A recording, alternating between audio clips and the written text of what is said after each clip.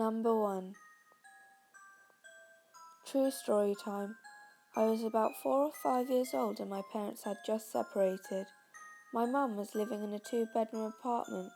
I had my own room, but I liked sleeping in her bed whenever I was staying with her.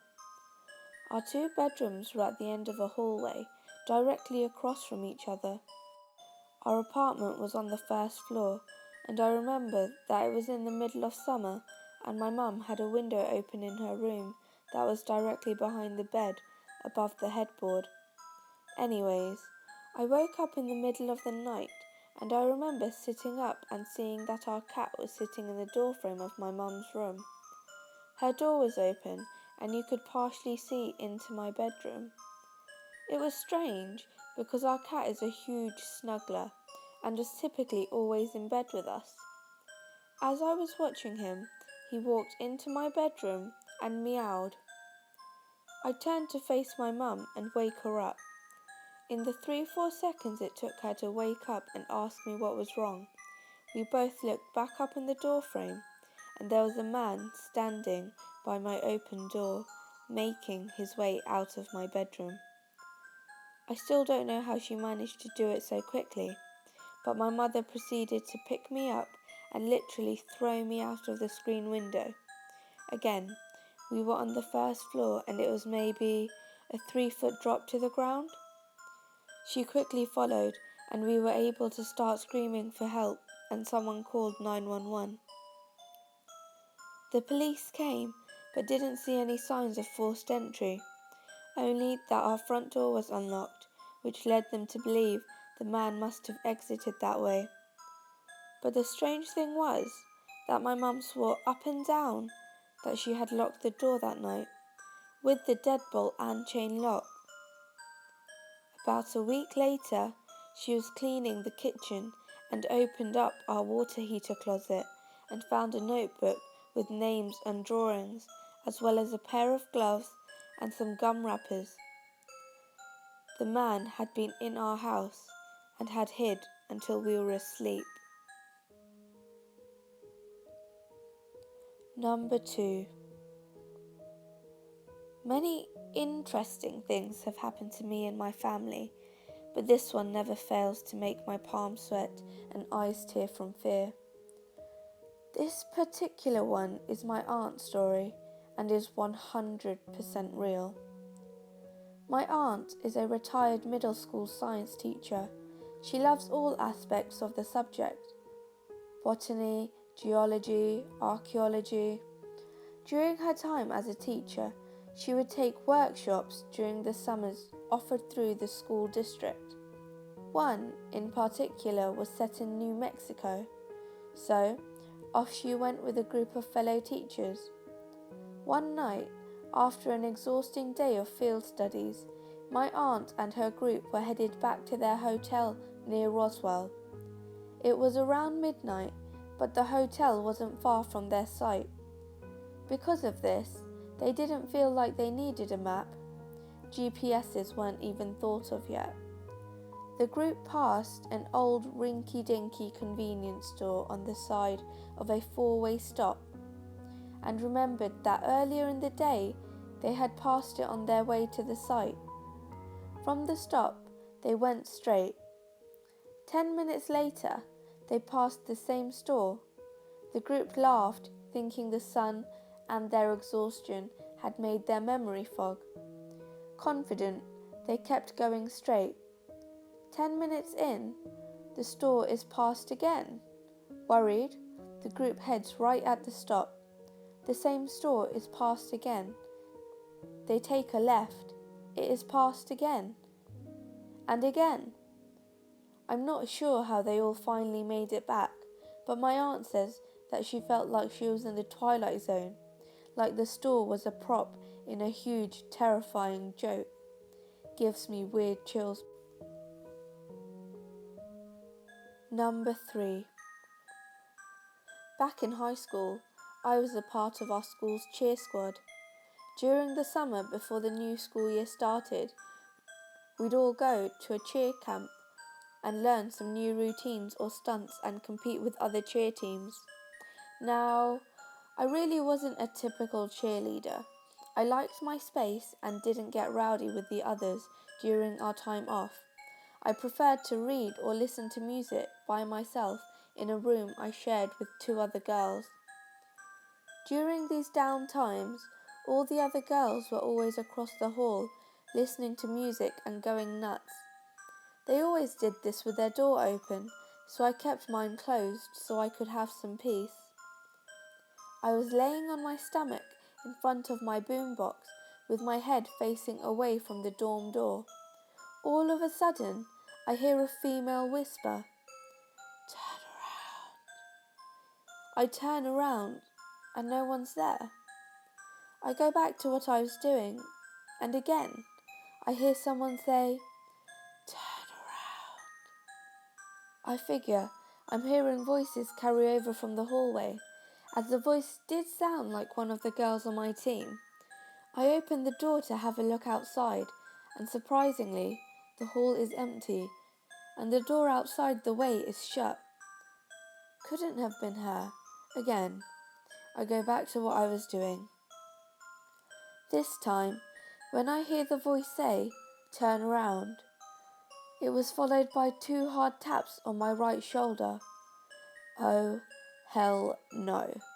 I get up, look around, there's no one in the room. I go look in the closet that was closest to where the dorm door was. It was a shared closet that led to the next room that was occupied by our coach. No one in there either.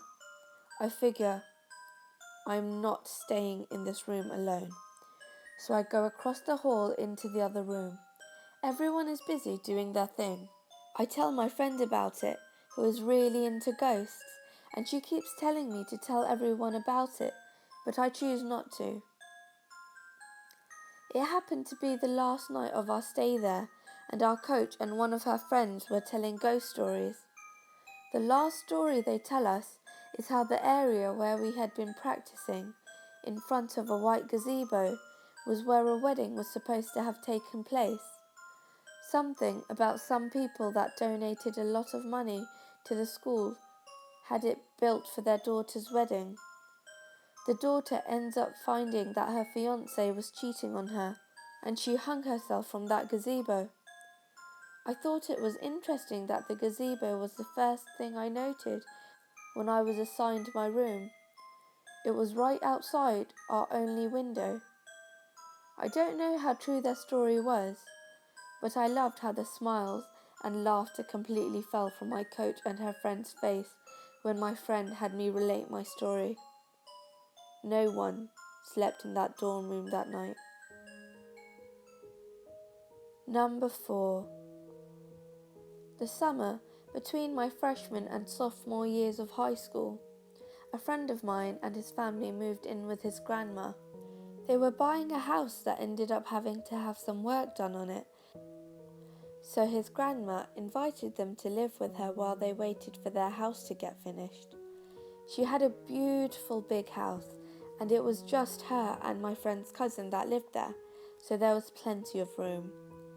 My friend's cousin was 2 years older than me and was going into her senior year of high school. The house's living room had a vaulted ceiling with floor-to-ceiling windows on all sides.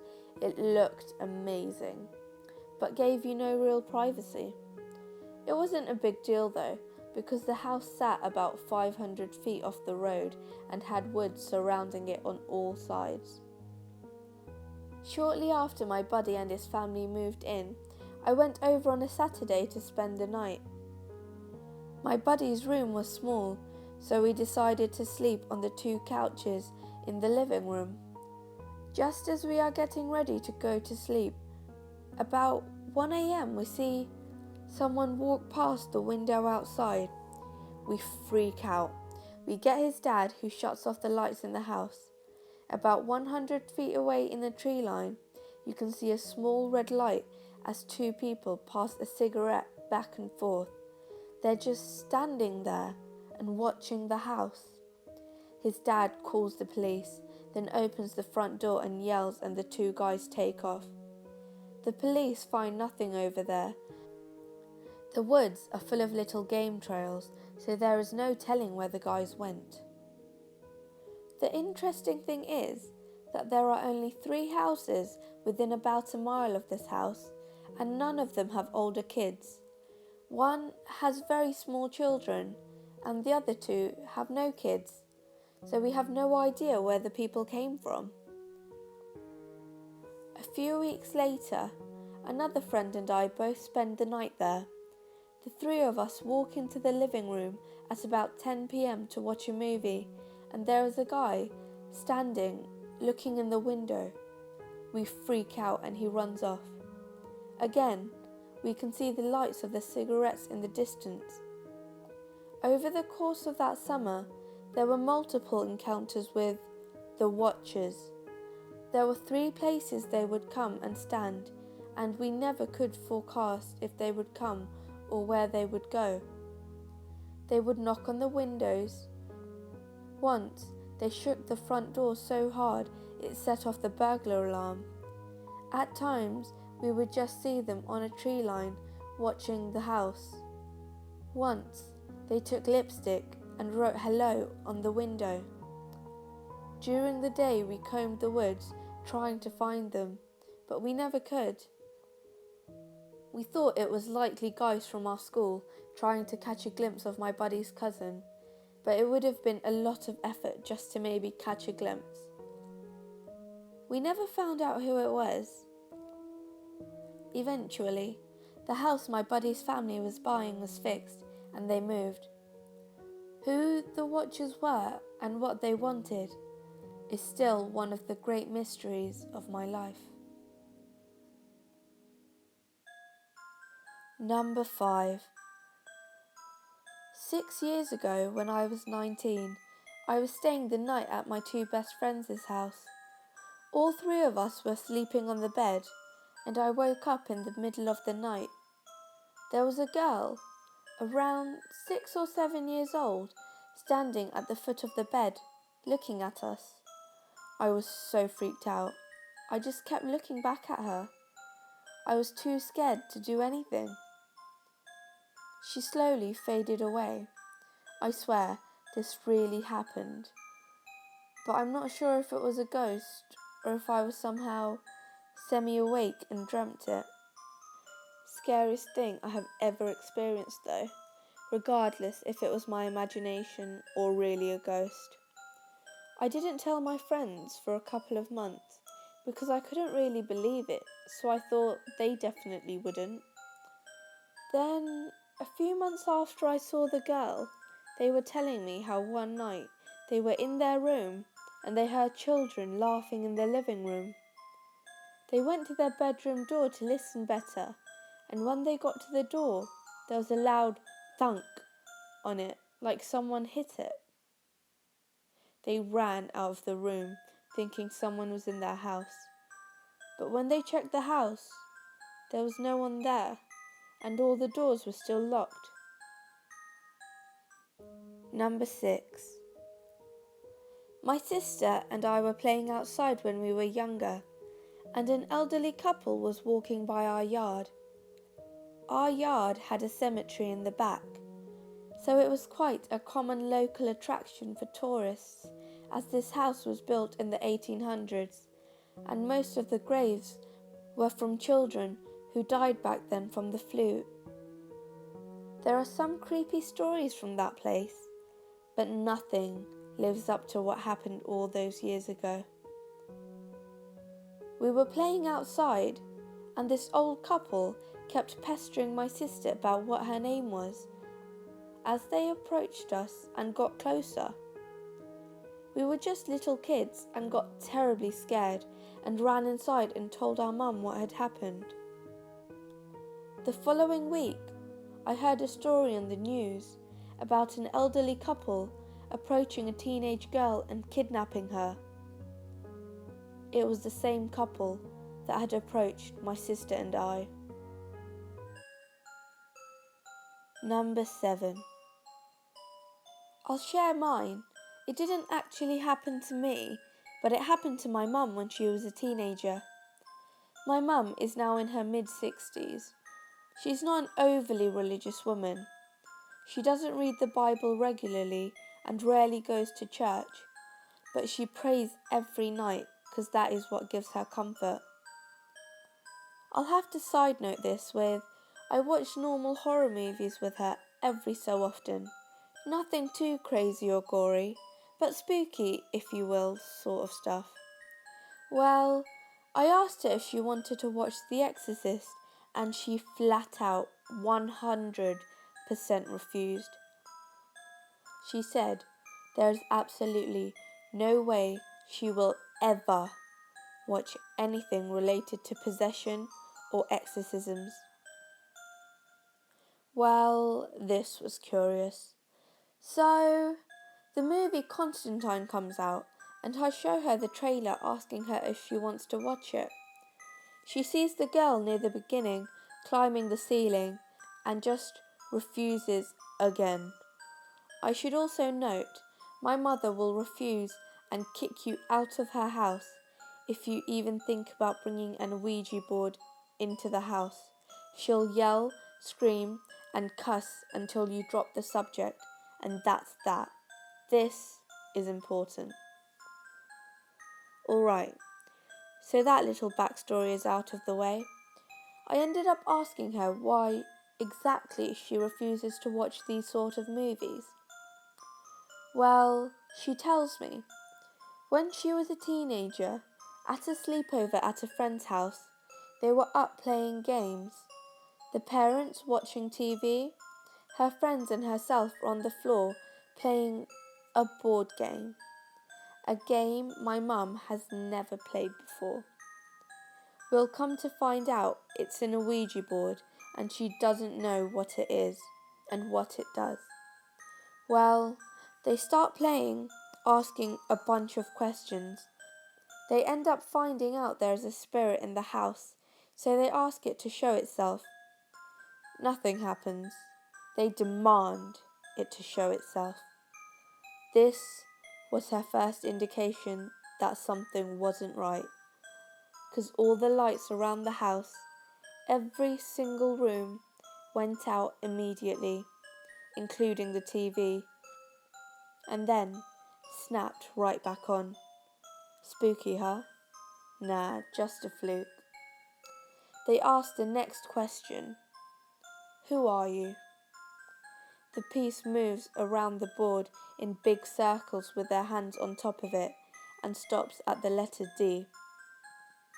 It moves to the letter E and then to the letters V, I, L.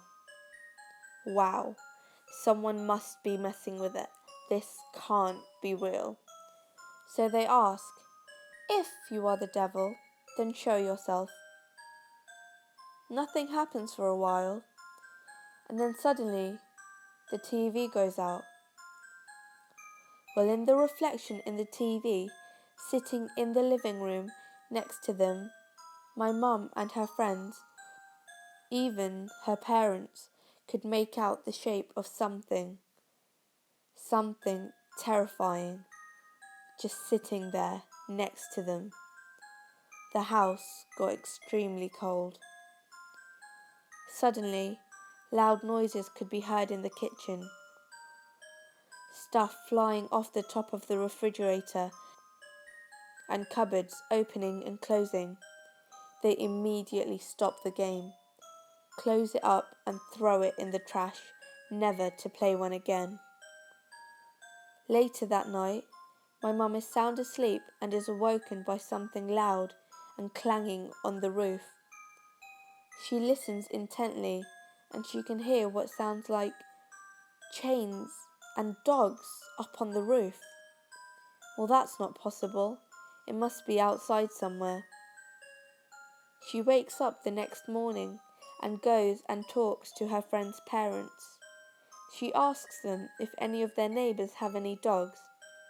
They tell her no, and they tell her they also heard the dogs and chains up on the roof last night. So that's the story of why my mum refuses to watch anything that involves exorcisms. She truly believes that the devil was there with them that night, sitting next to them. And the messed up thing is, every time she tells me that story, I get this cold shiver down my spine, and there is no way she would be making this up.